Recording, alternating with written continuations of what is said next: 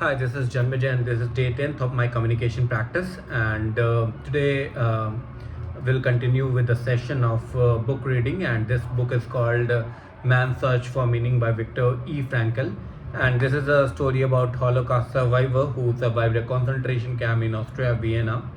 And the author is basically a trained psychiatrist, and this book was basically published in 1945. And in 1992 we had a renewed edition of the book in which he has written the preface. The author died in 1997. This book become a modern classic about human psyche and how people perform in under like stressors. And in the first part of book he talks about his experiences in a concentration camp, and in second part of the book he explains his theory of logotherapy. I am not sure what logotherapy is, and we'll talk about that once we go there. And also the author is basically not like claiming that all the facts present in this book are factual, but it's more of a his experience as an ordinary prisoner in the inside the prison. And mind you, this was Nazi Germany, and Jews were persecuted everywhere. And I'll start the reading process, and then we'll summarize whatever we have read. There were four men who felt sorry for us and who did their best to ease our situation, at least at the building site. But even they kept on reminding us that an ordinary laborer did several times as much work as we did, and in a shorter time. But they did not see reason if we were told that a normal workman did not live on 10.5 ounces of bread. Theoretically, actually, we had often less, and 1 3/4 points of thin soap every day. That a normal laborer did not live under the mental stress we had to submit to, not having news of our families, who had neither been sent to another camp or gassed right away. That a normal workman was not threatened by death continuously, daily and hourly. I even allowed myself to say once to a kindly foreman, if you could learn from me how to do a brain operation in a short time as I am learning this road work for you, I would have great respect for you. He grinned. Apathy, the main symptom of the second page, was very necessary mechanism of self-defense. Reality dimmed, and all efforts and all emotions were centered on one task: preserving one's own life and that of another fellow. It was a typical to hear prisoners, while they were being herded back to the camp from their work sites in the evening, sigh with relief and say, well, another day is over. So you can see how they react. Apathy is like a psychological remedy for the situation they were facing, and there was no other option than to like be relieved once the day was over. Okay, finally this day is over, and they'll really get some sleep, maybe like some relaxation.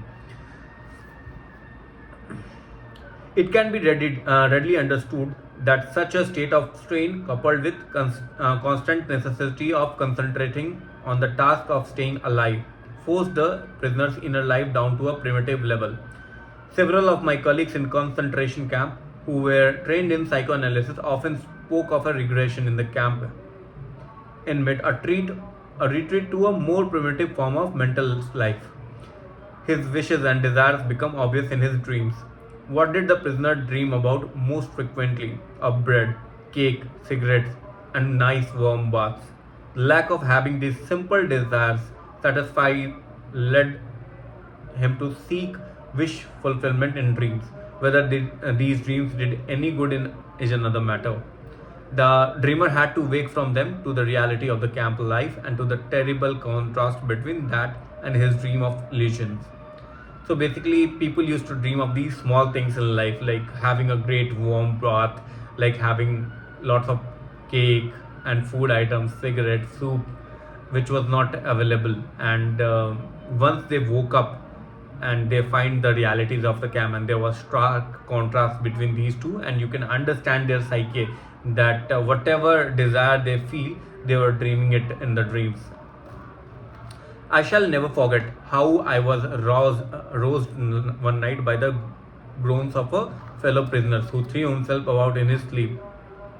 obviously having a horrible nightmare, since I had always been especially worried for people who suffered from fearful dreams or delirium.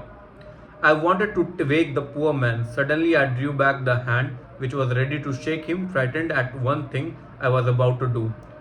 At that moment, I became intensely conscious of the fact that no dream, no matter how horrible, could be as bad as the reality of the camp which surrounded us, and to which I was about to recall him.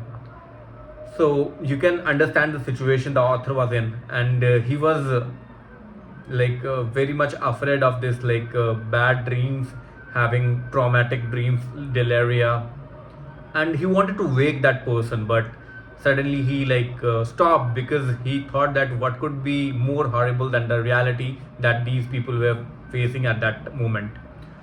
Because of the high degree of undernourishment which the prisoners suffered, it was natural that desire for food was the major primitive instinct around which mental life centered. So, food, like everything, boils down to food. That they were lacking so much there was dearth of food in the camp, and they are dreaming to this primitive version of their wishes in their dreams. Let us observe the majority of prisoners, which they happened to work near each other and were for once not closely watched. They would immediately start discussing food, and one fellow would ask another working next to him in the dish that his favorite dishes were. They then they would exchange recipes and plan the menu for the day when they would have a reunion, the day in distant future when they could be liberated and return home. They would go on and picturing it all in detail until suddenly a warning was passed down the trench, usually in form of special password or number. The guard is coming. I always regarded the discussions about food as dangerous. Is it not wrong to provoke the organism with such detailed and effective pictures of delicacies when it has somehow managed to adapt itself to extremely small rations and low calories? Though it may afford momentary psychological relief, it is an illusion which physiologically surely must not be without danger. During the later part of our imprisonment, the daily ration consisted of very watery soup given out once daily, and the usual small bread ration. In addition to that, there was the so-called extra allowance, consisting of three-fourths of an ounce of margarine, or a slice of poor quality sausage, or of little piece of cheese, or a bit of synthetic honey, or a spoonful of watery jam varying daily. In calories, this diet was absolutely inadequate, especially taking into consideration our heavy manual work and our constant exposure to the cold in inadequate clothing. The sick who were under special care, that is, those who were allowed to lie in the huts instead of leaving to the camp for work, were even worse off. When the last layer of subcutaneous fat had vanished, and we looked like skeleton disguised with skin and rags, we could watch our bodies beginning to devour themselves. The organism digested its own protein and the muscles disappeared. Then the body had no power of resistance left. One after another, the members of the little community in our hut died. Each of us would calculate with fair accuracy whose turn would be next, and when his own would come. After all, after many observations, we knew the symptoms well, which made the correctness of our prognosis quite certain. He won't last long. This is the next one. We whispered to each other, and during our daily search for lice, we saw our own naked body in the evening, we thought alike, this body where my body is really a corpse already. What has become of me? I am but a small portion of great mass of human flesh, of a mass behind barbed wire, crowded into a few further huts, a mass of which daily a certain portion began to rot because it has become lifeless. So this was basically the experience in the camp once people started to die of undernourishment. The calories that was given to them was not sufficient for the manual work they were doing, and the people who were on special care, they were worse off. And people who were like given extra allowances, it was like 3/4 ounces of margarine or synthetic honey or things like that. And people used to dream about the food in detail, in like vivid detail, what they would have. They would share recipe, so that once they have a urine union later, at a later future stage, they will what they will eat and everything. And this is kind of heart wrenching to see what was happening of them. And the author said that this may provide psychological relief at the moment, but it certainly would have its own danger. I don't know what the danger could be. Probably the hope, this vivid hope of getting food in future might affect them. Like they might broke their spirit that okay, it's not happening, it's been days, and it will have certainly an impact.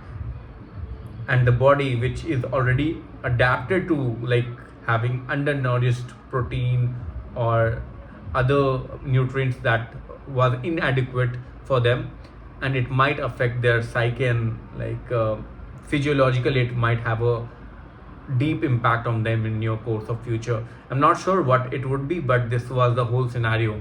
So this was day 10th of the video, and I'm glad that I made it till 10th. I'll try to complete this in 30 videos.